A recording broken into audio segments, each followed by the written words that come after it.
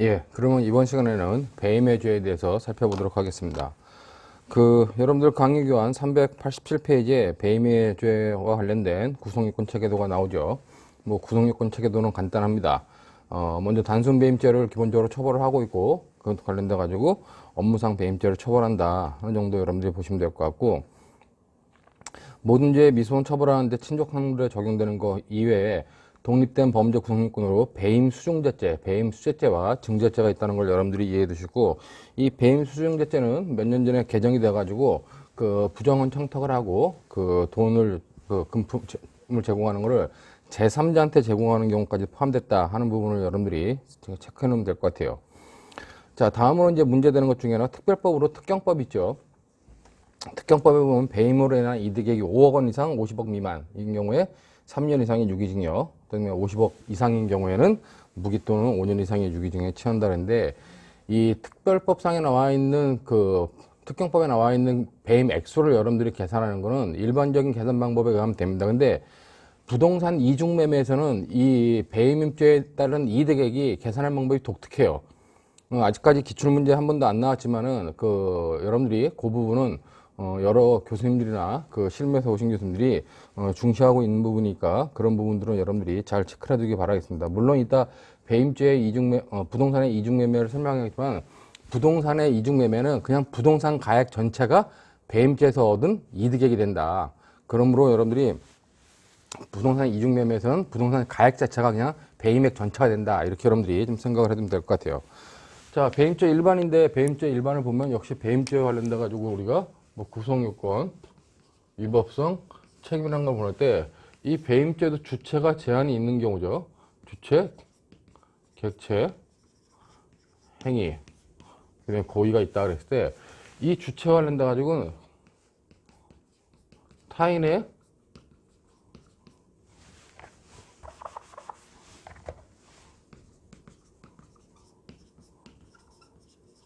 처리하는 자가, 자, 이렇게 관련돼 가지고 타인의 사물을 처리하는 자가 주체가 된다는 겁니다. 그 다음에 객체와 관련돼 가지고 이건 재산상 이익이죠. 재물이 포함되지 않는 그냥 재산상 이익이다.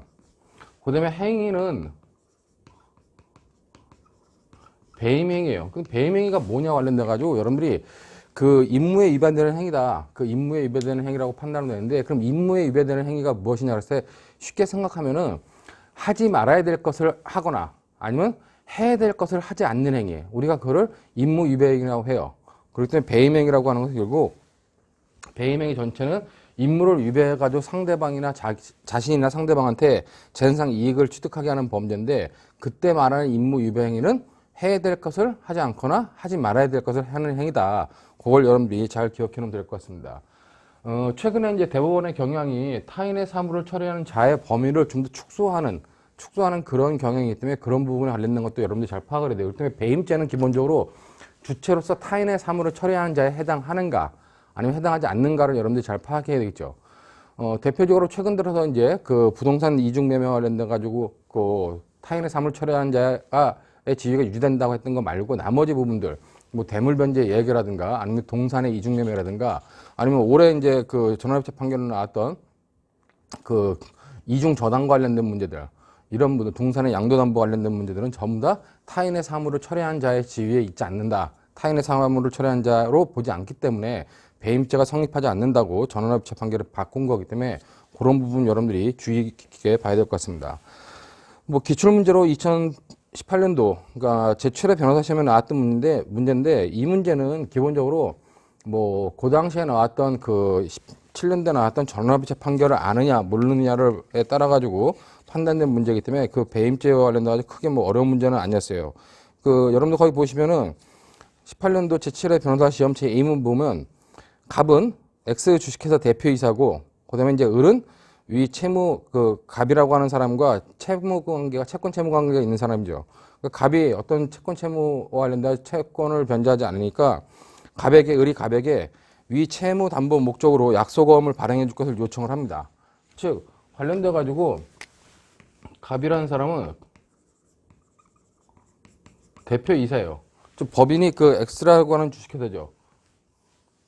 X라는 주식회사의 대표이사고, 이 갑에 대해서 을이라는 사람이 약속원 발행을 요청을 해요. 발행을 요청을 하는데 이 약속원 발행 요청이 어떤 거래 관계에서 발생한 채권 채무가 아니라 이 갑의 개인적인 채무를 담보하기 위해서 을이 약속원을 발행시킬 요청을 합니다. 결국 갑이라는 사람은 을이라고 하는 주식회사에 타인의 을이라는 주식회사, 즉 을이라고 하는 타인의 사물을 처리하는 자의 지위에 있게 되고 회사의 채권 채무가 관계가 아닌 자신의 채권 채무 관계를 보증하기 위해서 약속원을 발행했다는 것은 결국 뭐다? 하지 말아야 될 행위를 함으로써 상대방한테 재산상 이익을 넘긴 거다. 그렇기 때문에 관련돼 가지고 이 대표이사는 업무상 배임죄의 주체가 될 수 있다는 거고 업무상 배임죄가 성립한다는 거죠. 문제는 이 사람이 이렇게 약속원 발행 요청했을 때 약속원 발행했어요. 발행했는데 이 발행이 기수냐 아니야? 미수냐 이것이 논란이 된 건데 과거의 행위는 이게 발행만 하더라도 기본적으로 기수가 된다는 입장이었습니다. 근데 이것을 변경해 가지고 이 발행을 했더라도 그것이 실제로 유통될 가능성이라든가 유통되지 않았다면 그거는 미수에 그친다라고 판단한 것이 대법원 전원합의체 판결이죠. 그렇기 때문에 이 갑한테는 업무상 배임죄에 그 미수가 해당하고 결국 을은 이 업무상 배임 행위에 대해서 가공한 사람이기 때문에 교사한 사람이기 때문에 관련돼 가지고 교사범이 된다. 물론 이제 33조 업무상 배임죄는 부진정 신분범이기 때문에 33조 단서에 의해서 을은 업무상 배임죄의 교사범으로서 성립하고 처벌은 단순 배임죄의 교사범으로 처벌할 수밖에 없다. 그런 정도의 내용으로 여러분들이 18년도 7회 변호사 시험 문제를 파악해두면 될 것 같습니다. 결국 여기서 관련돼 가지고 이 배임 행위는 관련돼 가지고 배임 행위와 관련돼 가지고 본인한테 손해가 발생해야 되는데 이 배임 행위와 관련된 손해 이 손해가 발생했을 때 이 손해는 뭐다? 손해는 실해뿐만 아니라 실질적인 손해뿐만 아니라 현실적인 손해뿐만 아니라 잠재적 손해, 즉 손해의 위험까지도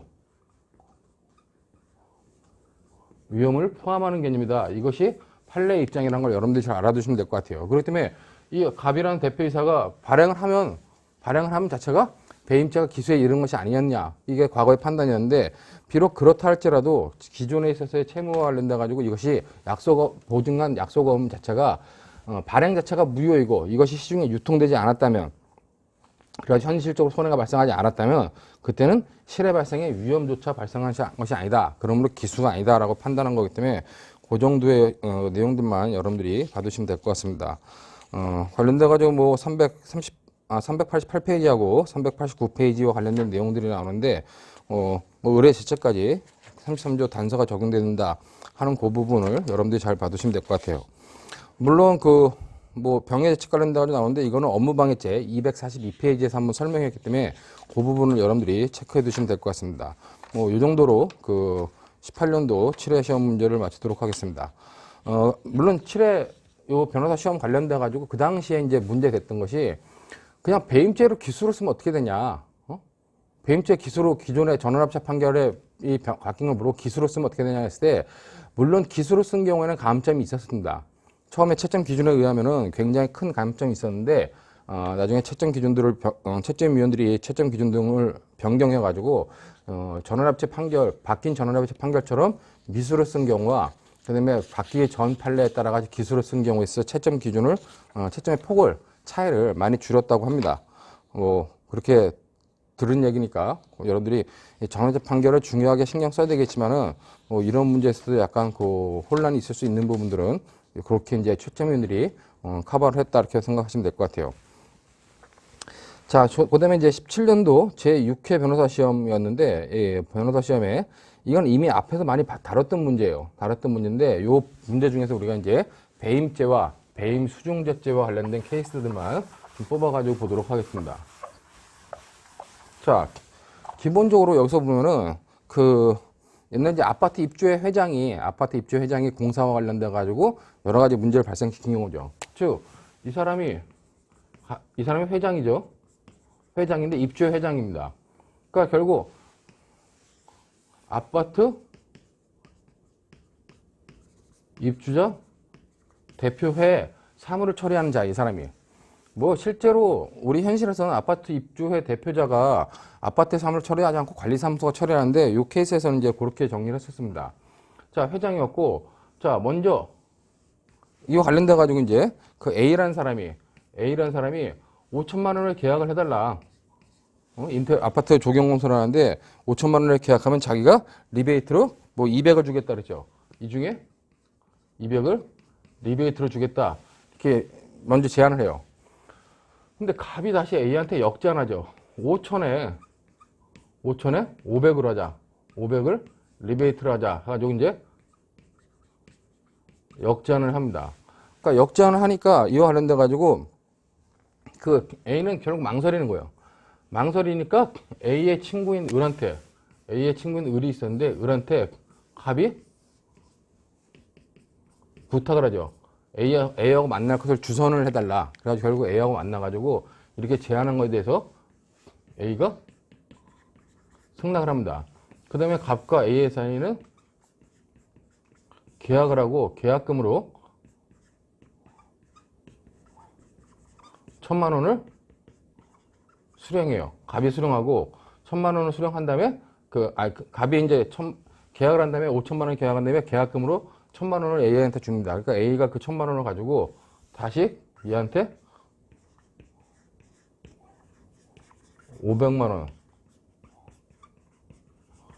자기압 수표로 이제 갑한테 돌려주게 되는 겁니다. 자, 그랬을 때 관련돼 가지고 이제 어떤 죄책들이 문제되냐와 관련돼 보면은 기본적으로 갑은 아파트 입주자 대표회의 회장이기 때문에 아파트 입주자 대표회의 사무를 처리한 자의 지위에 있게 되죠. 즉 사무를 처리한 자, 타인의 사무를 처리한 자고 업무자의 지위도 당연히 인정됩니다. 그렇기 때문에 타인의 사무를 처리한 자인데 업무자의 지위도 인정되는 업무상 배임죄의 주체가 된다. 근데 일반적으로 공사를 함에 있어서 정상적인 공사계약을 맺어야지 공사계약 금액을 부풀려가지고 리베이트를 받는 거는 하지 말아야 될 일이죠. 그런 하지 말아야 될 일을 함으로써 결국 아파트 입주해에 손해를 입혔다는 겁니다. 그럼 결국 갑의 행위는 배임죄가 된다는 거죠. 그렇기 때문에 갑은 업무상 배임죄가 돼요. 자, 그렇기 때문에 관련돼 가지고 갑은 업무상 배임죄가 되는데 업무상 배임죄와 관련돼 가지고 얘가 공범이냐 했을 때 뭐 공범 정도에 이르지는 않는다 이렇게 보면 될 것 같아요. 근데 문제는 이제 얘가 부정한 청탁을 받았지 여기요. 즉 역제안했는데 얘가 승낙했기 때문에 이런 A의 청탁 관련돼 가지고 얘가 돈을 받은 자체가 배임 수재죄에서 말하는 부정한 청탁이 되냐. 물론 나중에 배임 수재죄를 보겠지만 배임 수재죄는 타인의 사무를 처리하는 자가 임무에 관하여 부정한 청탁을 받고 부정 청탁을 받고 자기 또는 제3자한테 그것을 돈을 받게 하면 우리가 성립하는 범죄라고 볼 수 있다는 겁니다. 근데 중요한 거는 거기서 부정한 청탁이라는 게 뭐냐? 거기서 부정한 청탁은 일반적으로 사회상규 또는 신의 측에 반하는 거의 일체 행위를 말해요. 그렇기 때문에 이렇게 기본적으로 5천만 원짜리 공사를 5천만 원으로 좀 높여주고 리베이트를 주겠다고 하는 그런 청탁을 한 자체도 부정한 청탁에 해당하고 그와 관련돼 가지고 이제 그 리베이트를 받은 행위는 뭐다? 이거는 기본적으로 배임 수재죄가 된다. 자, 배임죄는 객체가 뭐라 했어요? 배임죄는 객체가 재산상 이익이에요. 근데 배임 수재죄는 재물이 포함되죠. 자, 그렇기 때문에 재물과 관련돼 가지고 이 재물이 작물이 될 수 있냐 하는 문제가 발생하는데 작물이 될 수 있고 이 작물을 자기압 수표로 500만 원 받았다가 500만 원을 자기압 수표 5장을 갑에게 건넸는데 이걸 은행에 넣었다가 갑이 다시 빼가지고 다른 사람한테 보관시켰을 때 이 500만 원이 작물성을 유지할 수 있겠냐. 나중에 작물죄 가서 보면 되겠지만 작물성을 유지한다. 대체 작물이라 할지라도 그 금액의 가치성을 중시하는 현금 같은 경우는 자기압 수표와 현금 같은 경우는 대체 작물성을 인정한다. 이렇게 여러분들이 보면 되기 때문에 기본적으로 얘가 누구한테 보관시키면 보관자는 작물 보관자가 성립한다. 그렇게 여러분들이 봐두시면 될 것 같아요. 자, 거기 뭐 391페이지에 쭉 나오는데 갑을 병에 제척해가지고 쟁점 중에 갑의 행위만 봐보세요. 갑의 경우 공사대금 5천만 원으로 부풀려 계약하고 선급금 1,000만 원을 A에게 지급한 행위가 업무상 배임죄에 해당하는지 관련돼가지고 이렇게 1,000만 원을 지급했다. 뭐 계약하고 1,000만 원을 얘가 이제 A가 수령한 거죠.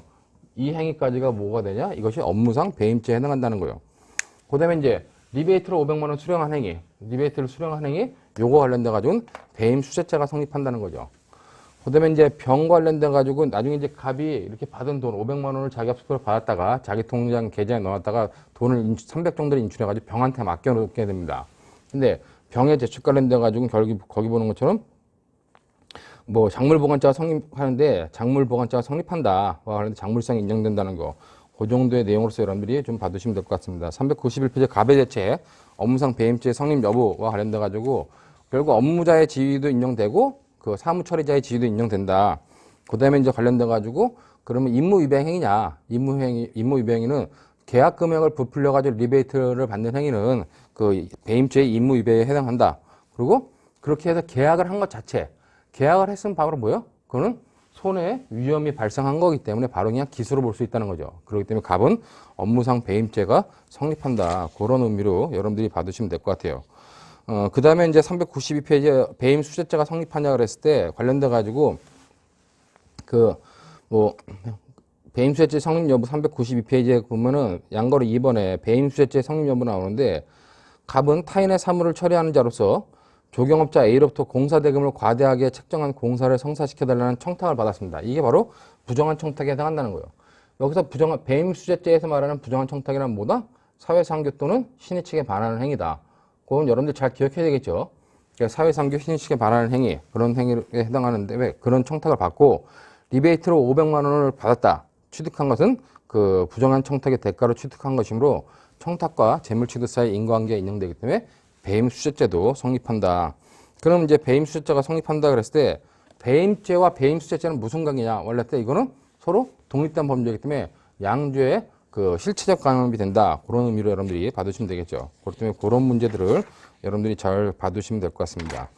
393페이지에 작물죄 병의 제책 나오는데 병의 제책은 뭐 작물죄 415페이지, 16페이지에서 설명하고 있다 그랬는데 그 부분에서 여러분들이 봐두시면 될 것 같고 이제 의뢰행위 이렇게 이 갑의 행위를 도운 의뢰행위와 관련된 뭐다? 결국 방조범의 그 죄책을 지게 될 것이다. 그런 의미로 여러분들이 봐두시면 될 것 같습니다.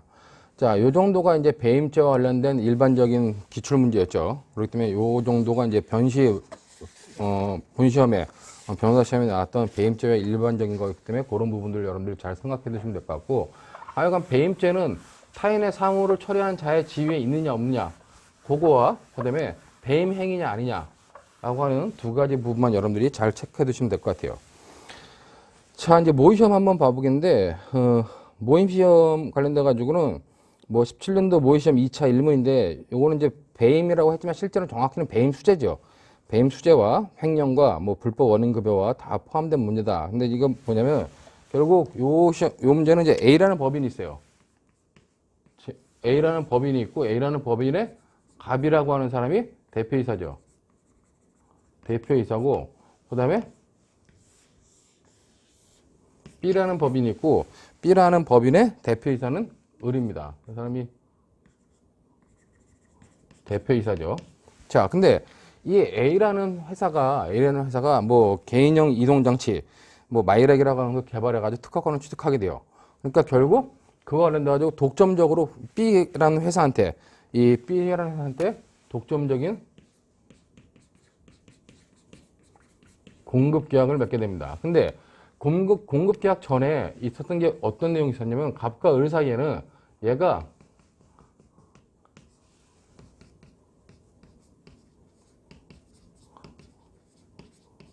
부정한 청탁을 해요. 부정한 청탁이라는 건 B라는 회사에 단독적으로 공급 계약을 맺어달라. 그러면 이 을이 갑한테 돈을 주겠다. 그러니까 돈을 1억 주겠다 그럽니다. 그랬더니 이 갑이 좋다. 그럼 그렇게 하자. 그래가지고 C라는 회사가 또 있는데 이 C라는 회사에 병이라는 대표이사가 있어요. 그러니까 결국 부정한 청탁과 관련돼 가지고는 이렇게 하고 일로 이제 1억을 주기로 한 걸 1억을 송금해 가지고 이 C라는 계좌에 1억을 넣게 됩니다. 근데 이제 이런 계약 관계 관련돼 가지고 나중에 이 공급 계약을 얘가 갑이 일방적으로 파기하고 다른 회사와 공급 계약을 맺게 됩니다. 그랬더니만 그 B 회사의 을이 이 병이 보관하고 있는 이 A의 계좌에 이 돈을 갖다 빼달라 가지고 병이 빼주게 돼요. 뭐 이런 부분 관련돼 가지고 이제 어떤 죄책들이 성립할 것인가 하는 문제가 발생을 하는데 거기 이제 393페이지 17년 모의고사 2차 1문에 그 기억의 밑줄 친 기억을 봐보도록 하겠습니다.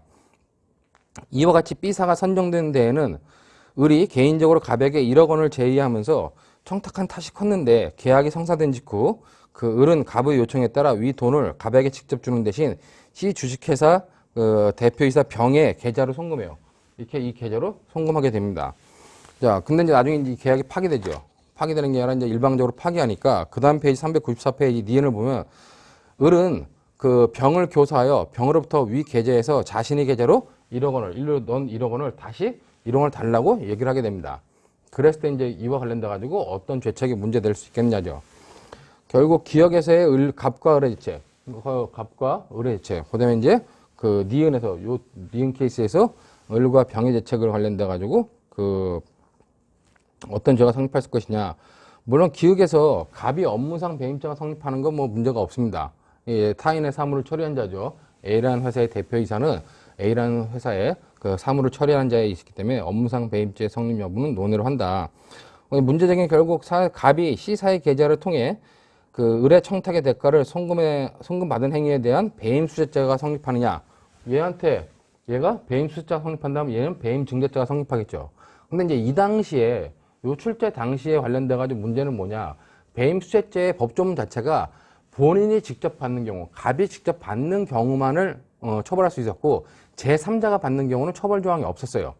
그렇기 때문에 그 당시에는 이제 그 법리적으로 판례가 제3자가 받은 경우를 할지라도 이 제3자가 이 원래 배임수재죄 본범과 어떤 경제적 생활 공동체라든가 아니면 이 사람의 그 수재 행위로 볼 수 있는 경우라면 제3자가 받는 것도 무방하다고 본 것이 대법원 판례였습니다. 그러나 이제 그 다음에 이제 그 법령이 개정돼 가지고 본인이 배임수재죄에서 본인이 직접 받는 경우뿐만 아니라 제3자가 받는 경우를 포함시켰다. 그렇게 여러분들이 이해하면 될 것 같아요. 그렇기 때문에 관련돼 가지고 제3자가 받는 것은 나중에 문제가 없고 비자금 계좌를 관리하는 거기 때문에 뭐 문제가 없다고 볼 수 있습니다. 그다음에 관련돼 가지고 이 B라는 회사에 공급을 독점적으로 해달라고 가지고 1억 원을 주면서 공급을 독점적으로 해달라고 한 자체가 부정한 청탁에 해당할 수 있겠느냐와 관련돼 가지고 이거는 부정한 청탁에 해당할 수 있다는 거죠. 결국 이 사회상규나 신의 측에 반하는 행위를 우리가 부정한 청탁이라 그러는데 결국 신의 측이나 사회상규에 반한 거다. 공정한 경쟁을 통해서 공급 계약을 따야 되는데 이런 부탁을 통해 가지고 부정한 부탁을 통해 가지고 받는 거기 때문에 부정한 청탁에 해당한다. 그렇기 때문에 결국 여기서 갑은 배임수재죄 1억 원을 공급한 그 제공해준 을은 배임증대죄가 성립한다. 그런 의미로 여러분들이 갑과 을의 죄책을 받으시면 될 것 같아요. 자, 중요한 건 이제 이 병이 1억을 받은 갑 대신 받은 돈을 1억을 가지고 있어요. 1억을 여기 가지고 있는데 이 가지고 있던 1억을 다시 얘한테 돌려주는 거예요. 그러면 이 계좌에 돈을 가지고 있지만 실제로는 갑 관련돼 가지고 갑과 병의 관계에 대해서 병은 얘의 재물을 보관하는 자, 타인의 그 재물을 보관하는 자의 지위에 있게 되지 않겠느냐 하는 문제가 발생을 하죠. 결국 얘는 얘와의 관계에서 보관자의 지위에 있게 된다는 겁니다.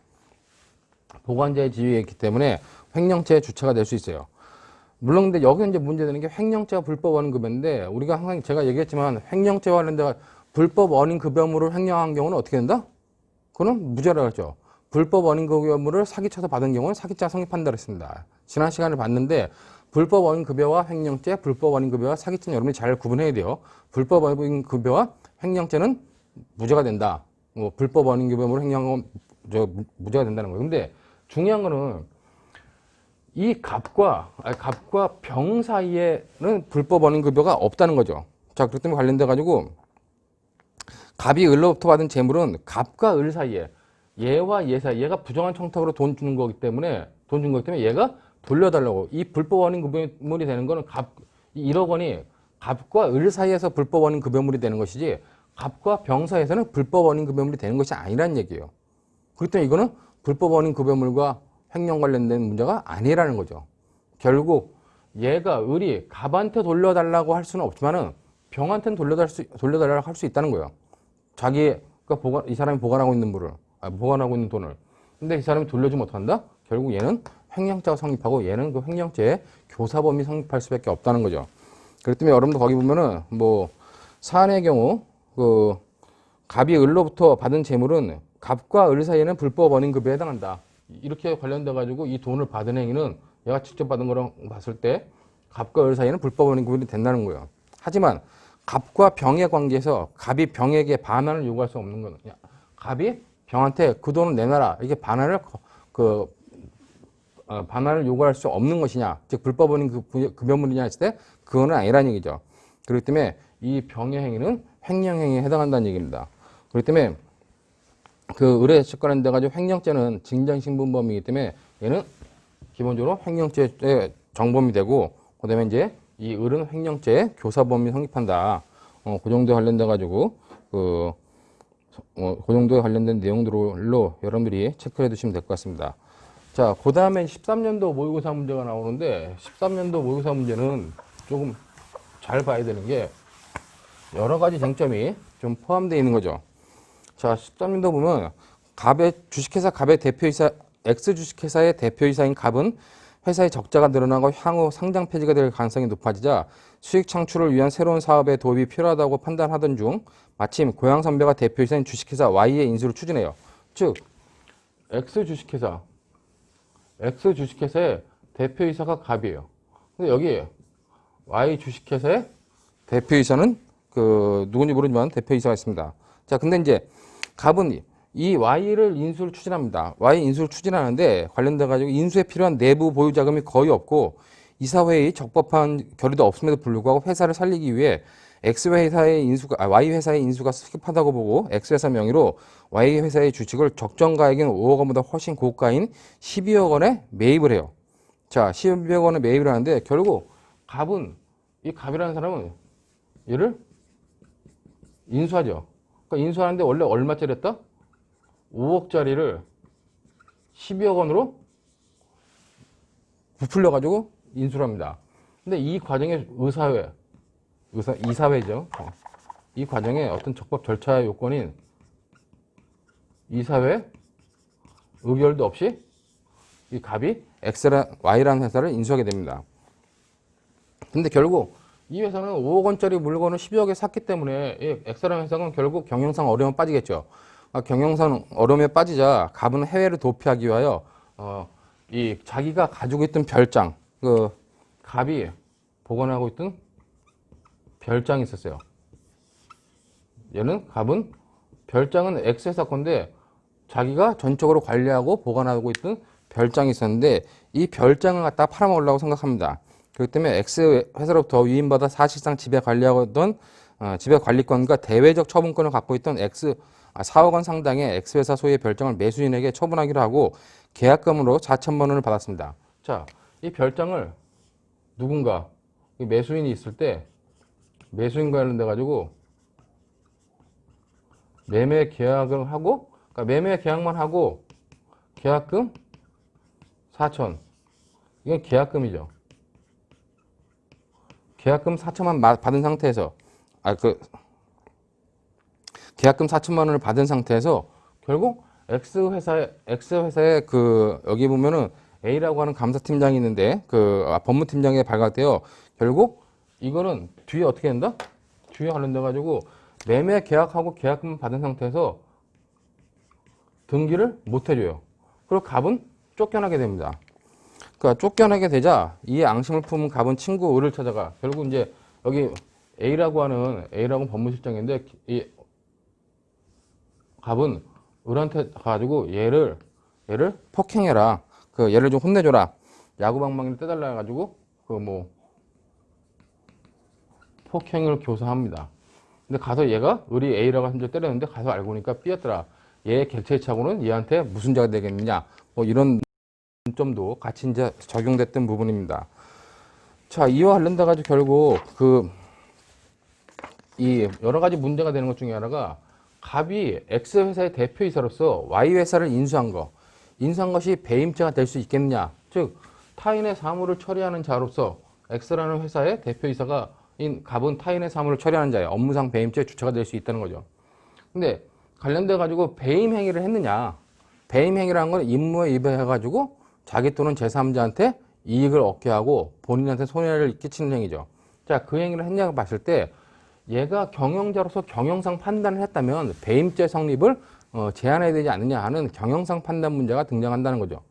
자, 그렇다면 결국 이 갑이 이거 Y를 인수한 게, Y 회사를 인수한 게 경영상 판단에 해당하는 거였다면 얘는 업무상 배임죄가 안 돼서 성립 안 할 거예요.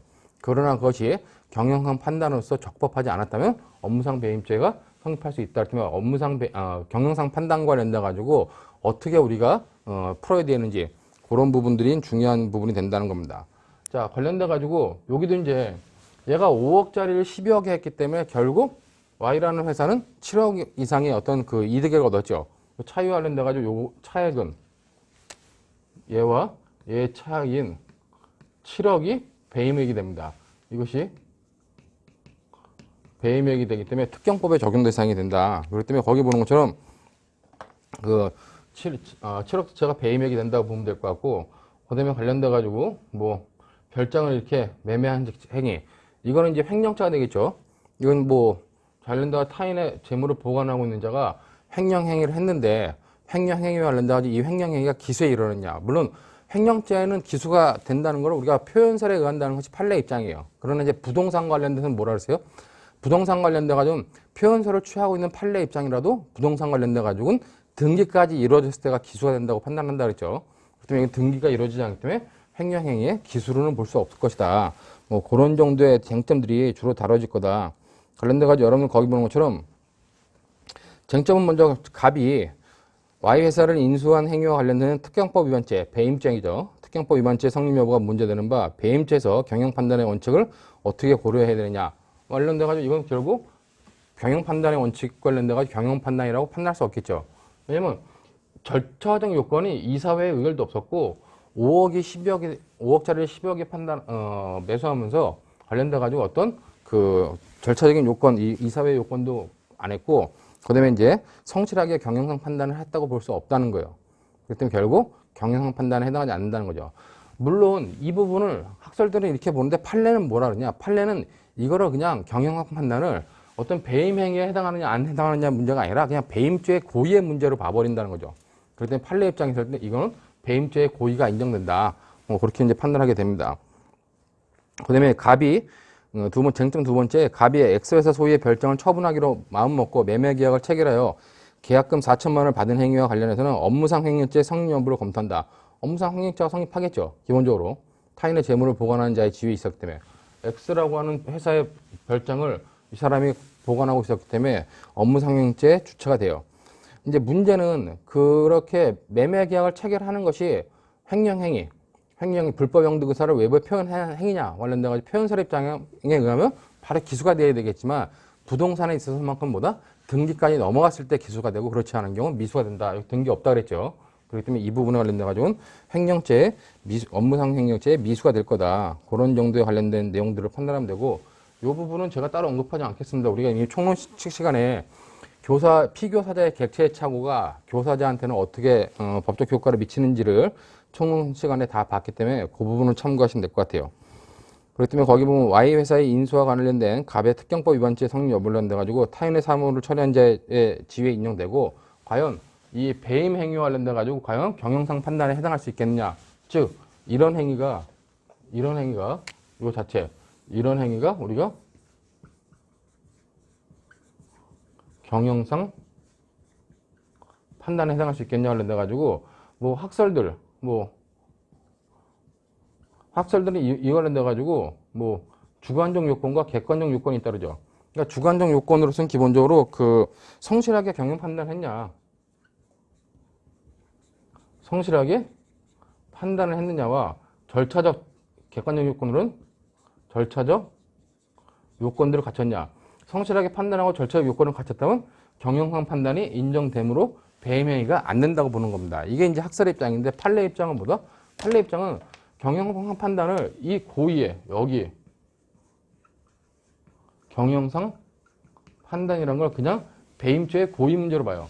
그렇기 때문에 배임 행위에 고의가 없었다. 경영상 판단을 잘했다면 배임죄의 고의가 없고 경영상 판단을 잘못했다면 배임죄의 고의가 있다. 이렇게 보는 것이 판례 입장이라는 거죠. 그렇기 때문에 관련돼 가지고 396페이지 맨 마지막 추론 한편 배임죄에서의 경영상 판단이란 대표이사 등이 쭉 이제 나옵니다. 결국 397페이지 위에서 세 번째 좀 판례는 경영상의 판단에 관하여 업무상 배임죄의 고의 문제로 판단하고 있다. 그렇기 때문에 요 경우 요런 케이스에서는 배임죄에서의 고의가 인정된다 가지고 업무상 배임죄의 고의가 인정된다고 판단하는 거예요.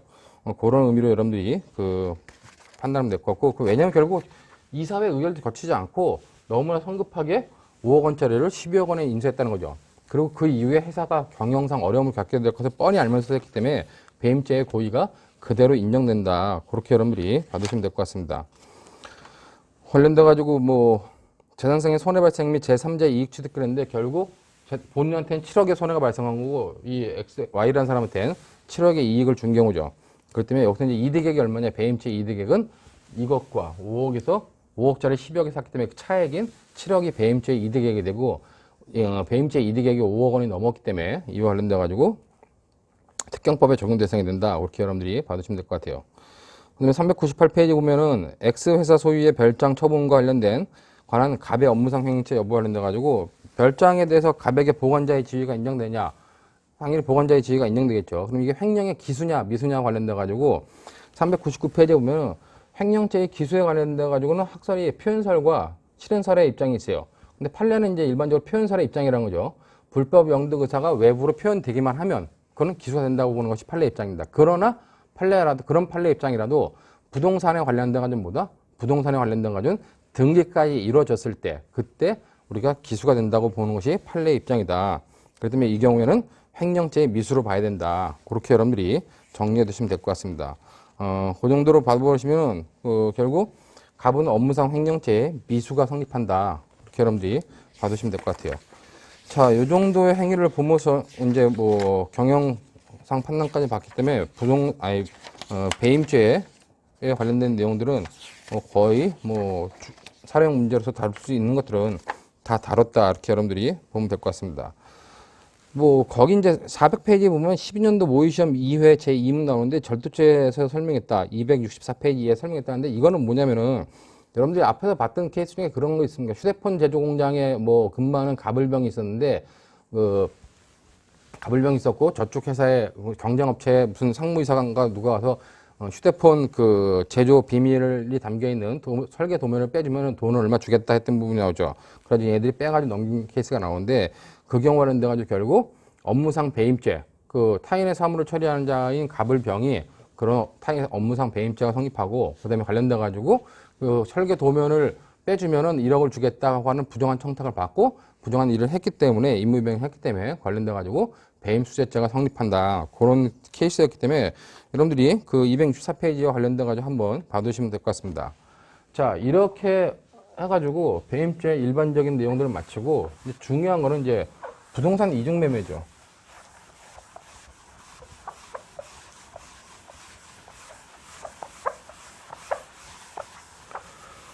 자, 여러분들 강의 교환 보시면은 부동산의 이중매매 그래가지고 401페이지가 나와요. 401페이지에 보면은 부동산 이중매매가 뭔지는 여러분들이 알 겁니다.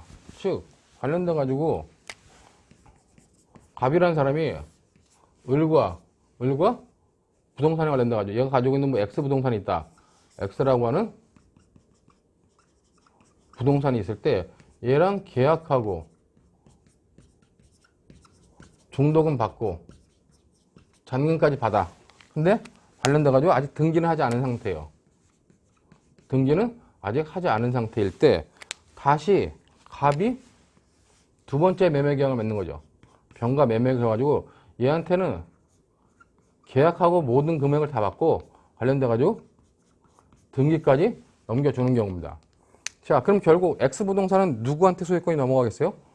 1매수인한테는 아무리 돈까지 다 바꿔 하셨지만 결국 등기가 없었기 때문에 소유권이 안 넘어가고 이 두 번째 매수인인 병한테 이 부동산의 소유권이 등기가 넘어가기 때문에 소유권이 넘어간다는 얘기입니다. 이랬을 때 이 갑한테 어떤 범죄가 성립할 것이냐 관련돼가지고 이와 관련돼가지고 배임죄가 성립할 수 있겠느냐 하는 문제가 부동산 이중매매라고 하는 문제라는 겁니다. 자, 이제 기본적인 교재들에서는 그런 얘기를 하죠. 이게 의사주의에 부동산 등기와 관련돼가지고 우리가 의사주의 하였다면은 결국 얘는 횡령자가 성립한다. 의사주의는 계약만으로 소유권이 넘어가는 거고 등기라고 하는 것은 대항 요건이 아니죠. 그러니까 대항 요건일 뿐이지 성립 요건이 아니란 얘기예요. 그때 매매 계약을 하면 어떻게 해요? 계약하면 부동산은 얘한테 넘어간 거 소유권이에요. 단지 얘가 보관하고 있는 자의 지위이기 때문에 얘가 팔아먹은 건 횡령죄 된다는 겁니다. 근데 그건 의사주의고 우리가 부동산 등기 관련된 형식주의를 취하고 있는 지금에 있어서의 그 하에서는 형식주의에서는 결국 등기가 넘어가야지만 성립이 인정되는 거죠. 그 성립이 인정되기 때문에 관련돼 가지고 얘한테 무슨 자가 성립하냐. 그때 배임자가 성립한다라고 보는 것이 이제 판례 입장인데 판례는 기본적으로 관련돼 가지고 얘가 갑이 이 계약만 했다. 을과 계약만 했어요. 계약만 하면 어떻게 돼요? 계약만 하고 나서는 이 계약을 해지할 수 있죠. 갑은 계약금을 받은 거에 2배로 돌려주고 을은 계약금을 포기하고 계약을 해지할 수 있다는 거예요. 그러나 그렇기 때문에 그렇게 해지할 수 있는데 그러나 계약 이후에 중도금까지 받았다 이제. 계약 이후에 중도금까지 받았으면은 갑한테는 뭐가 발생한다? 갑한테는 등기. 이 잔금 받고 이제 잔금까지 받고 나서 나중에 얘한테 등기를 넘겨줘야 될 갑이 등기 협력 의무라는 게 발생한다는 거예요. 자, 등기를 넘겨줘야 될 의무, 등기 협력 의무가 생기는데 이 등기 협력 의무라는 건 갑의 사무이자 을의 사무이다. 즉 타인의 사무가 된다는 겁니다. 이게 이제 대법원 전원협체 판결의 입장이라는 얘기예요. 그렇기 때문에 얘는 결국 타인의 사무를 처리하는 자의 지위에 있게 되고 이 사람이 이런 상태에서 얘와 매매 계약을 맺어가지고 얘한테 등기까지 넘겨줬다면 얘한테 등기를 못 넘겨주기 때문에 등기 협력 의무를 이행하지 못하기 때문에 얘는 이 갑은 을에 대해서 배임죄가 성립한다. 이렇게 보는 것이 대법원 전원합체 판결의 입장이라는 겁니다. 자, 근데 이제 중요한 거는 과연 논란이 많은 것들은 과연 얘가 이 등기 협력 의무라는 것이 갑한테 인정된다고 전원합체 판결을 받는데 이것이 맞느냐는 거예요. 갑은 결국 등기를 넘겨준다는 거는 자기 사무일 뿐, 갑의 사무일 뿐이지 을의 사무가 같이 포함된 것이 아니라는 겁니다. 제가 아까 이제 강의 초반에 얘기했듯이 배임죄에서는 가장 중요한 게 타인의 사무를 처리하는 자라고 하는 것인데 이 타인의 사무를 처리하는 자, 때 타인의 사무인지 자기의 사무인지와 관련돼 가지고 기존에서 타인의 사무로 보던 견해들을 자기의 사무로 단독적인 자기의 사무라고 보는 견해로 바뀌는 경우가 굉장히 많아지고 있다는 거죠. 이 재산 문제와 관련돼 가지고 그렇기 때문에 대법원의 입장은 기본적으로 어떤 재산적인 문제에 있어서 타인의 사무라고 하는 범위를 좁혀가지고 어떤 재산 범죄에서 배임죄 성립의 범위를 좀 좁혀가고 있는 게 대법원의 입장이라는 겁니다. 그렇기 때문에 대표적인 것이 아까 말했던 건 대물변제 예약, 대물변제 예약과 동산 이중매매, 그다음에 부동산의 이중저당. 부동산의 이중저당 문제는 올해 2020년도 뭐 봄인가 5월인가요? 6월인가 나왔었지 한 번요. 5월인가 6월 중에 부동산의 이중저당에 관련돼 가지고 얘한테 저당권을 설정해 주기로 했는데 실제로는 얘한테 안 해주고 얘한테 했다. 얘한테 넘겨준 경우 부동산 이중매매와 같은 논리인데 그때 얘한테 넘겨주지 않고 얘한테 넘겨준 거는 갑의 그냥 사무일 뿐이다. 그렇기 때문에 무죄가 된다라고 판단하는 것이 대법원 전원협체 판결이었습니다. 그다음에 이제 동산의 양도담보와 관련돼 가지고 결국 자기 사무일 뿐이다 이렇게 판단하고 있기 때문에 기본적으로 이 대법원 전원협체가 요 부동산에 대해서만 부동산 이중 매매에 대해서만 배임죄 성립을 인정하고 있고 나머지는 다 부동산 배임죄의 성립을 부정하고 있기 때문에 그런 논점들을 여러분들이 정확히 간파하고 정확하게 부동산 이중 매매에 대해서 혹시 시험에 나온다면은 앞에 나왔던 문제처럼 아마도 명신탁 문제와 뭐 섞어서 같이 나오기도 할 거예요. 이미 그렇게 한번 나왔었지만은. 근데 이제는 부동산 이중매매가 시험에 나온다 그러면은 이제 부동산 이중매매로 뭐 누군가 부동산 이중매매 했어요. 근데 검사가 이중매매한 갑이라는 사람을 배임죄로 뭐 특경법상의 배임 해가지고 특경법 위반죄로 고소했다. 아니면 기소했다. 고소가 아니죠. 기소했는데 그와 관련돼 가지고 변호인 입장에서 무죄로 주장해봐라 하는 그런 문제들도 충분히 나올 수 있다는 겁니다. 그렇기 때문에 그런 부분들 얘가 갑이 갖고 있는 등기협력 의무라는 것은 결국 자기 사무일 뿐이다 라고 하는 논리들을 여러분들이 정확하게 생각하고 있어야 된다는 겁니다. 그 401페이지에 보면 뭐 실행의 착수 시기와 관련돼가 실행의 착수 시기들이 논란이 되는데 관련돼가지고 그럼 얘가 배임죄가 성립한다 그러면은 실행의 착수 시기는 언제냐? 얘가 갖고 계약금하고 중도금까지 받았어요. 그럼 이제 중도금 받는 순간 등기협력 의무가 발생해가지고 얘는 이제 타인의 사무를 처리하는 자의 지위에 있게 돼요. 근데 얘하고 계약을 맺고 등기까지 했다면은 결국 실행에 착수, 물론 등기가 종료되면 어떻게 해요? 등기가 종료됐을 때 배임죄가 기수가 됩니다. 그럼 이때 배임죄에서 실행에 착수 시점은 언제냐와 관련된 학설은 뭐라 합니다? 학설은 후매수를 위한 등기에 착수했을 때, 즉 이때 등기에 착수했을 때 이때 실행에 착수가 있다고 보는 것이 학설의 입장이에요. 근데 판례는 뭐냐? 판례는 이와 관련돼가지고 후매수인을 위한 중도금을 수령했다. 등기가 아니라 계약해놓고 여기에 중도금 받았다면 중도금 받을 때 이때부터 실행에 착수가 있다라고 보는 것이 판례의 입장이라는 겁니다.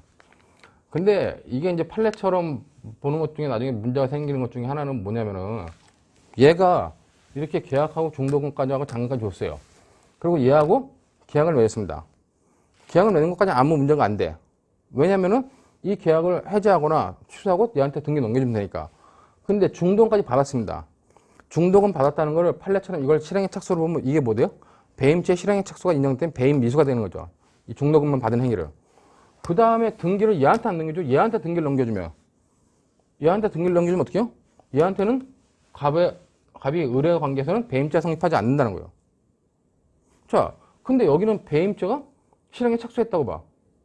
실행에 착수했다고 보면 배임죄 미수를 논해야 되는데 배임죄가 성립하지 않는데 무슨 배임죄 미수를 논할 수 있느냐. 결국은 배임죄 미수의 불능미수가 되는 거 아니냐. 이런 복잡한 논점이 생길 수 있다는 겁니다. 뭐 관련돼 가지고 혹시 이것들이 궁금한 학생들은 제가 작년 시험 문제 그 기말고사 시험 문제 있었죠. 그런 것들 한번 참고해 보시고 그런 문제가 발생하기 때문에 판례처럼 이렇게 보는 것은 이 학설처럼 등기가 착수했을 때 보는 게 타당하다. 그러나 판례는 이렇게 본다. 이 부분도 이제 시험 문제 나오면 복잡하게 나올 수 있겠죠. 그런 부분을 여러분들이 잘 체크해 두시면 되겠습니다. 그 다음에 이제 마지막으로 중요한 게 부동산 이중 매매에서는 결국 뭐예요? 얘는 배임죄가 성립하는데 문제가 없어. 일로 매매했다면. 근데 얘가 적극적으로 가담하면 어떡하냐. 얘가 적극적 가담했다면. 즉, 갑이 을한테 매매 계약하고 등기를 넘겨줘야 될 상황을 알고 있으면서 병이 갑한테 적극적으로 달려들어서 야, 나한테 팔아. 나한테 팔면 내가 더 돈을 많이 줄게. 가지고 모든 걸 내가 책임지게 나한테 팔아라. 이렇게 꼬드겨가지고 병이 결국 이중매매 완성시켰다면 이 병도 이 갑이 갖는 배임죄, 갑한테 성립하는 배임죄, 공동정범 여부까지도 같이 논할 수 있다. 단순히 나한테 팔아라 하고는 권유 정도만 가지고는 안 되겠지만 적극적으로 가담하고 모든 책임을 자기가 지겠다 얘기했다면 그때는 배임죄에 관련된 적극적 가담으로서 공동정범의 책임을 진다. 그런 문제로 여러분들이 잘 봐두시면 될 것 같습니다. 자, 이제 그렇게 보면은 이제 부동산 이중매매의 어떤 논점들은 다 봤고, 거의 대법원 전원협체 판결, 2018년도 5월 17일 날 나왔던 전원협체 판결이 있는데, 이 전원협체 판결을 402페이지, 403페이지까지 쭉 정리해놨어요. 근데 여기서 중요한 거는, 문제가 뭐냐면은, 부동산 이중매매는 배임죄가 성립한다는 건 이제 문제가 없다는 거예요. 무슨 문제가 없다는 건데, 전원협체 판결에 대해서 판례가 계속 유지하고 있기 때문에. 근데 문제는 이제, 시험 문제에 만약에 갑을 배임죄로 고소한 검사에 대해서 변호사 입장으로서 갑의 무죄로 주장해봐라 하는 무죄 주장의 논거들을 제시할 줄 알아야 된다는 겁니다. 이제는 충분히 나올 수 있는 문제죠. 부동산 이중매매는 횡령 명의신탁 관련돼가지고 이미 기출문제 한번 변호사 시험에 나왔었기 때문에 이중매매가 또 나온다면 이제 그 정도 수준의 문제까지도 올라갈 수 있다. 그렇게 여러분이 보면 되고 그와 관련돼가지고 그 403페이지에 결국 전원협체 판결에 반대 의견들이 나오는데 반대 의견들이 더 정치합니다. 403페이지 보시면은 그 밑줄 친 부분은 첫 번째 밑줄, 두 번째 밑줄, 세 번째 밑줄이 있어요. 결국 세 번째 밑줄과 네 번째 밑줄의 내용은 뭐냐? 거기 보는 것처럼 부동산 매매 계약이 체결된 경우 계약 체결과 동시에 그 계약의 효력으로 매도인에게는 부동산 소유권 이전 의무가 발생을 하고 즉 이전 의무가 발생을 하죠. 그 매수에게는 매매대금 지불 의무가 발생한다. 매도인이나 매수인의 이러한 의무는 매매 계약에 따른 각자의 자기 사무일 뿐 타인 사무에 해당할 수 없다는 거예요. 그 다음에 네 번째 표를 보면 설사 매도인에게 등기 협력 의무가 있다거나 매수인의 재산 취득 사무에 협력할 의무가 있다고 주장해도 그 협력 의무의 본질은 소유권 이전 의무를 달리 표현한 것에 지나지 않는다. 관련돼가지고 등기 협력 의무가 있다. 결국 갑과 을이 매매 계약을 체결해요. 그럼 얘는 소유권을 넘겨줘야 될 의무가 있고 얘는 대금을 지급해야 될 의무가 있다는 거예요. 대금을 지급할 의무는 의뢰 사무, 소유권을 넘겨줘야 될 의무는 갑의 사무라는 얘기예요. 자기 사무일 뿐이라는 겁니다. 그 의무를 등기협력 의무라고 포장할지라도 등기협력 의무라고 하는 건 기본적으로 본질적으로 뭐다? 그거는 자기 사무일 뿐이라는 얘기입니다. 그렇기 때문에 얘는 무죄가 된다. 그것이 첫 번째 논거입니다. 그렇기 때문에 자기 사무일 뿐이다. 등기협력 의무라 할지라도 본질은 자기 사무일 뿐이다. 이거 첫 번째 논거고, 이제 두 번째 논거는 쌍무계약의 본질에 반한다는 거죠. 즉 무슨 말이냐? 갑과 을이 계약을 하고 계약하고 중도금하고 잔금을 주고 등기를 넘기지 않은 상태예요. 자, 근데 관련돼 가지고 경우에 따라 가지고 갑과 을이 매매 계약을 하는데 잔금을 받기 전에 갑이 을한테 먼저 등기를 넘겨줄 수 있다는 겁니다. 을 입장에서는 내 돈이 모자라니까 등기를 먼저 넘겨달라. 그럼 그 등기를 넘겨주면은 자기가 그 등기를 기반으로 대출을 받아가지고 잔금을 치르겠다. 이렇게 계약할 수 있다는 거예요. 자, 그랬을 때 결국 갑과 을과 관련돼 가지고 뭐요? 갑과 관련돼 을이 만약에 그렇게 등기를 넘겨받은 다음에 관련돼 가지고 을이 그런 등기를 통해 가지고 대출을 받는데 대출금을 얘한테 안 줘버린 경우에 그럼 얘도 배임자가 성립해야 될 거 아니냐? 배임자가 성립하지 않는다는 것이 지금의 판례 입장이라는 거죠. 그렇기 때문에 거기 보는 것처럼 판례는 잔금을 지급하기 이전에 소유권을 먼저 이전받은 매수인이 부동산을 담보로 대출금을 받아 매매 잔금을 지급하기로 한 약정을 이행하지 않고 다른 용도로 근저당권을 설정한 사안에서 매수인인 피고인에게 배임죄가 성립하지 않는다고 판단하여 이를 부정한 바 있다는 겁니다. 자, 결국 뭐냐 이렇게 보면 얘가 하면 배임죄가 되고 얘가 하면 배임죄가 안 된다. 이거는 쌍무계약의 본질에 반한다는 거예요. 여러분들 민법상의 쌍무계약을 알죠? 그렇기 때문에 쌍무계약의 본질에 반한다는 겁니다. 세 번째는 뭐냐? 마지막으로 있는 거는 채권자 평등의 원칙에서 반한다는 겁니다. 자, 문제는 뭐냐? 문제는 얘도 계약을 했고 얘도 중도금고 잔금까지 냈어요. 여기 등기 없어요. 이 케이스 여기서 이제 만약에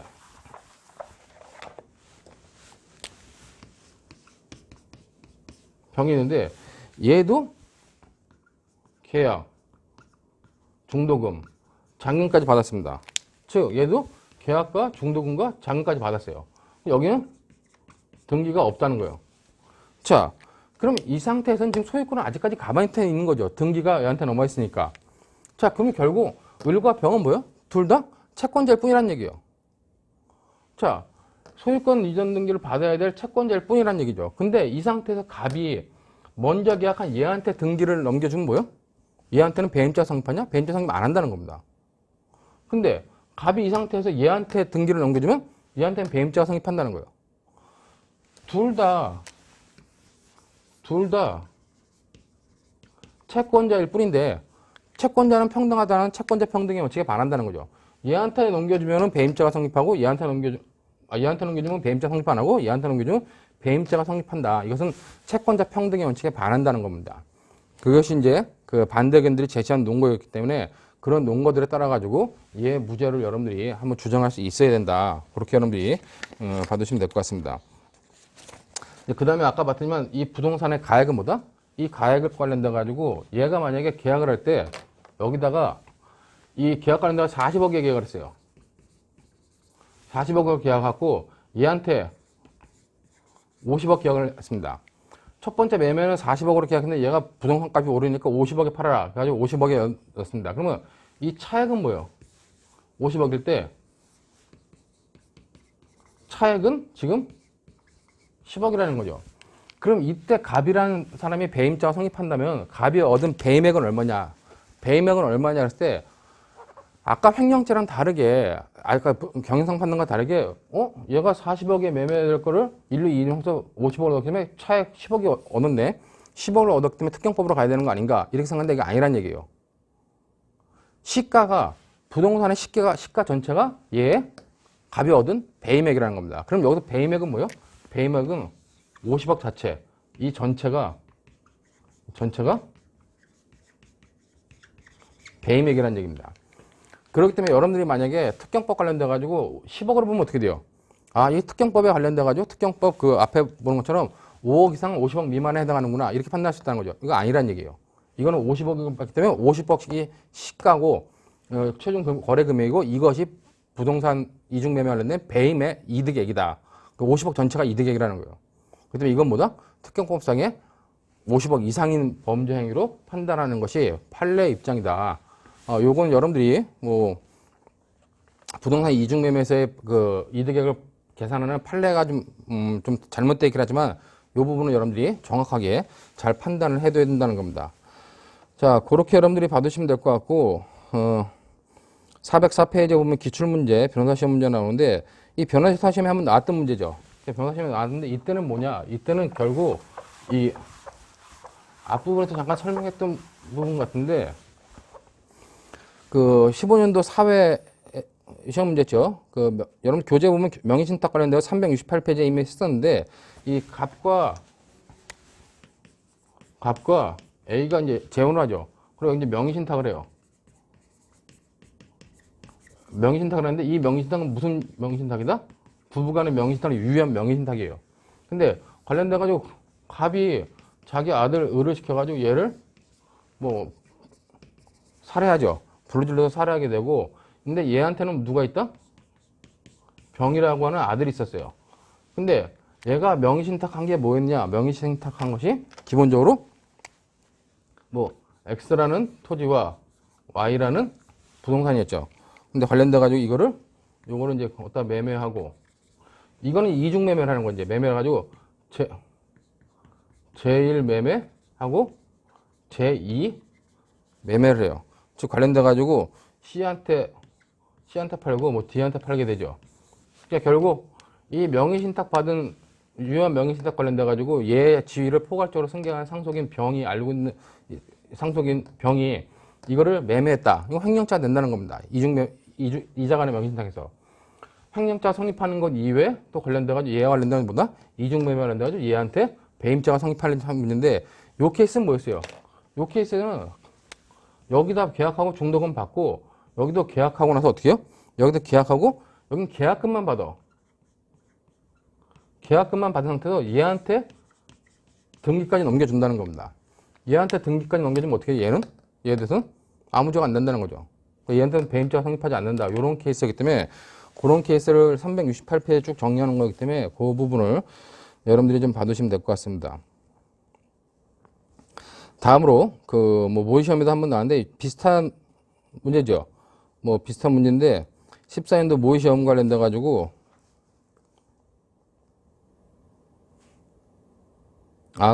좀 전에 이게 설명한 거 지금 이렇게 요거 설명한 것이 모의시험 설명한 거죠. 모의시험 설명하고, 그러니까 변호사 시험 명의신탁 관련돼 가지고 368페이지에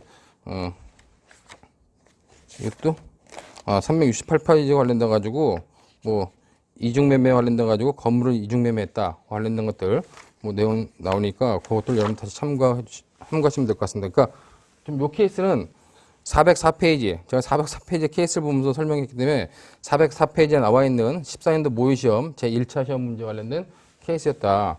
그것만 여러분들이 잘 봐주시면 될 것 같고, 그렇기 때문에 나중에 보면은 이제 관련돼 가지고 얘 문제 관련돼 가지고 얘한테 등기까지 넘겨줬다 했을 땐 얘한테는 배임죄가 성립하지 않는다. 뭐 그 정도 관련된 것들 여러분들이 봐두시면 될 것 같습니다.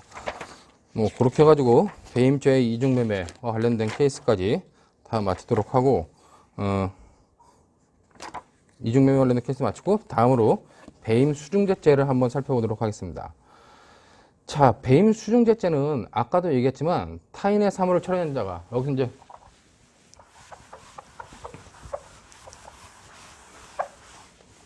타인의 사물을 처리한 자가 어떻게 돼요?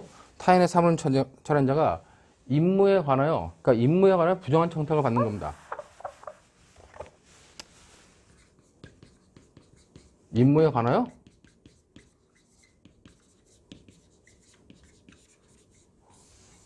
부정한 청탁을 받고 재물 또는 재산상 이익을 취득하거나, 그러니까 부정한 청탁을 받고 자기가 직접 취득하는 거, 이때는 본인이 취득하는 것뿐만 아니라 제3자가 취득하는 경우까지도 이제 법령이 개정돼가지고 포함된다.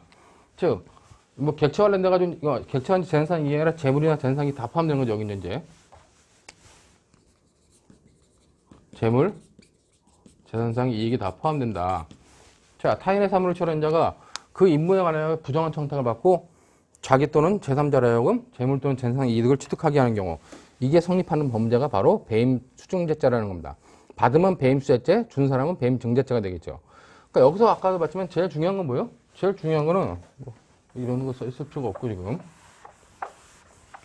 이 부정한 청탁이 뭐냐 관련돼 가지고 이 부정한 청탁이라는 거는 결국 뭐다? 사회상규 또는 신의 측에 반하는 청탁, 반하는 행위가 반하는 청탁을 말한다는 거죠. 아까 배명의는 뭐다? 임무유병의. 임무유병의는 하지 말아야 될 것을 하거나 하지 말아야 될 것을 하거나 해야 될 것을 하지 않음으로 인해 가지고 본인한테 손해를 입히는 거. 자기 또는 제3자한테 이익을 주고 본인한테 손해를 입히는 행위가 그 배임행위라 했어요. 그럼 여기서 부정한 임무에 관하여 부정한 청탁이랄 때 부정한 청탁은 사회상규나 신의 측에 반하는 행위다와 관련돼 가지고 이런 것들이 배임수재죄다 보면 되고 올해 그 20년 제9회 변호사 시험에 이제 나왔던 문제죠. 결국 이걸 관련돼 학교 운영권을 양도하는데 이것이 이제 학교 운영권을 나한테 양도해달라. 그럼 내가 돈을 얼마 주겠다. 이것이 과연 배임수재죄에서 말하는 부정한 청탁에 해당할 수 있겠냐는 겁니다. 즉, 이 케이스는 여기서 잠깐 지우고 갑이라는 사람이 그 A라는 사립학교가 있어요. 사립학교가 있고 A라는 사립학교에 갑이라고 하는 이사장이 있습니다. 근데 이 을이라는 사람이 이 이사장 바깥에 있던 을이라는 사람이 얘한테 어떤 청탁을 해요. 청탁을 하는데 이 청탁이 부정한 청탁이면 어떡한다? 얘는 배임수증죄에 관련된 배임수죄죄, 얘는 배임증자죄가 되는 거예요. 근데 이 청탁의 내용이 뭐냐? 청탁의 내용이 네가 이사장이니까 이 사립학교 이사회 운영권을 나한테 넘겨달라. 그럼 내가 돈을 주겠다. 관련된 5억 원을 주겠다. 이 청탁의 내용은 결국 운영권 양도와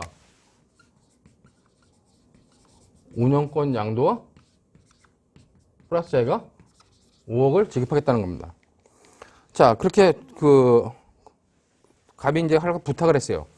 근데 을은 자신이 이사장으로 선임된 이후 결국 이제 이렇게 청탁을 해가지고 갑이 을을 여기 이사장으로 선임을 하게 됩니다. 자, 그런 다음에 어떻게 한다? 그런 다음에 을은 이사장으로 선임된 직후 B로부터 사립학교 법인의 교직원으로 채용해달라는 부탁을 받고 대가로 1억을 받아요. 또 얘는 뭐하냐? 얘는 다른 사람한테 B로부터 청탁을 받습니다.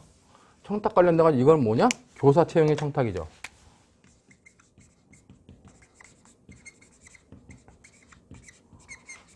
교사 채용의 청탁 관련돼 가지고 거의 1억을 받습니다. 1억을 받는데 중요한 건 뭐냐? 실제로 얘는 청탁을 해가지고 이 5억을 주겠다는 약속만 했고 5억을 지급하지 않았어요. 아직. 그런 상태에서 갑이 이제 을을 이사장하니까 을이 이사장이 된 다음에 얘한테는 뭐다? 이런 청탁을 받고 부정한 청탁을 받고 1억까지 받았다는 얘기입니다. 그리고 이 행위가 뭐다? 이것이 부정한 청탁이면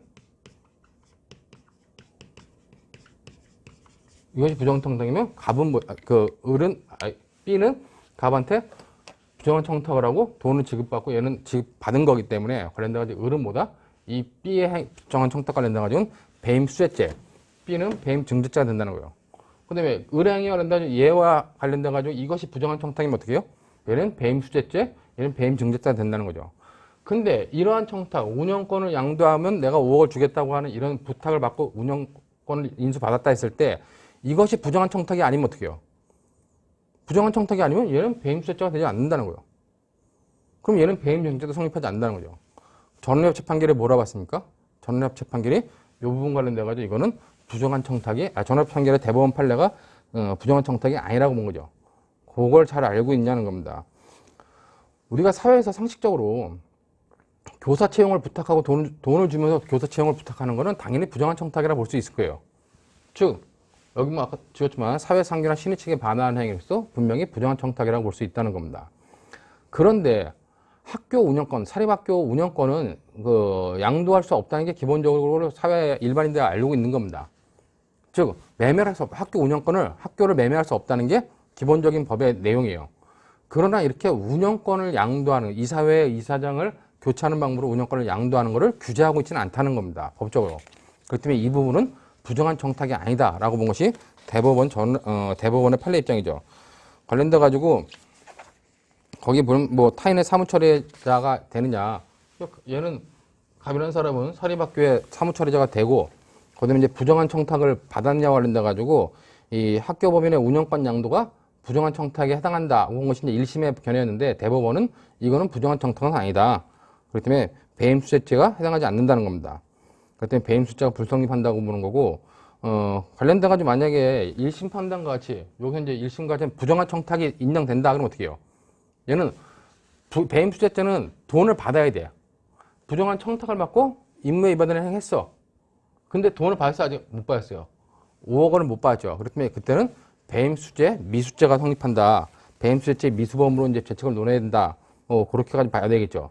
그러나 판례와 다른 입장이기 때문에 결국 온전한 점수를 다 받지 못한다. 관련돼가지고 이 부분 관련돼가지고 결국 요거는 부정한 청탁이 아니라서 배임수재죄가 성립하지 않고 뒷부분은 배임수재죄가 성립하는 거다. 그렇게 여러분들이 봐두시면 될 것 같습니다. 자, 이렇게 해가지고 이제 배임의 죄에 관련된 일반적인 내용을 다 살펴봤고, 마지막에 있는 413페이지에 있는 차임 매수와 손해 발생의 위험이라고 하는 부분은 제가 몇 년 전부터 좀 중시하게 보고 있는데 아직까지 모의고사도 안 나오고 기본적으로 뭐 배임죄 시험에도 당연히 안 나왔던 부분이에요.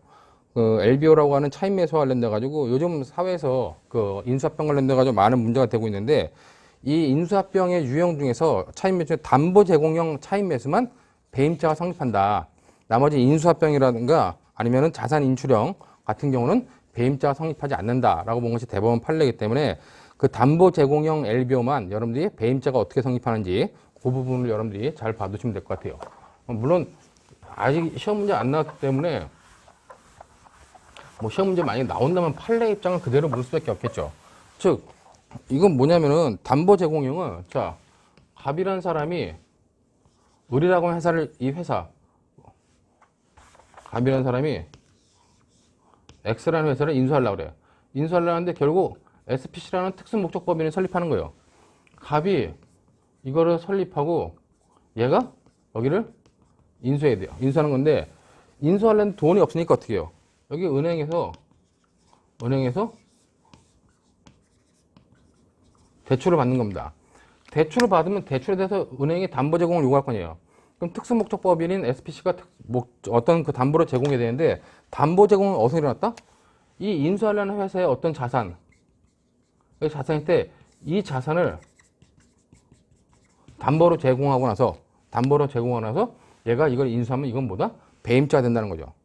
자, 중요한 건 뭐다?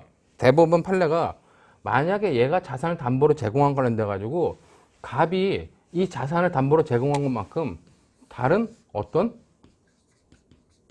여기에 담보로 제공했다. 이 담보 얘가 담보를 제공하는 것 대신 갑이 X에 대해서 어떤 담보를 제공했다면 배임죄가 성립하지 않겠지만 그렇지 않다면 보다 배임죄가 성립한다는 게 대법원의 입장이라는 얘기입니다. 그렇기 때문에 그와 관련된 차임 매수와 관련된 고로 행위와 관련돼 가지고 그 LBO라고 하는 차임 매수는 결국 담보 제공형만 배임죄가 성립할 수 있다는 거 알아두고 나머지 부분은 아직까지 대법원이 다 무죄로 판단하고 있다. 그렇게 여러분들이 받으시면 될 것 같습니다. 자, 배임죄 관련돼 가지고는 좀 시간이 많이 걸렸지만 이 정도로 해가지고 배임죄 전반적인 내용과 논점들을 살펴봤고 잠시 쉬었다가 작물의 죄부터 다시 또 보도록 하겠습니다.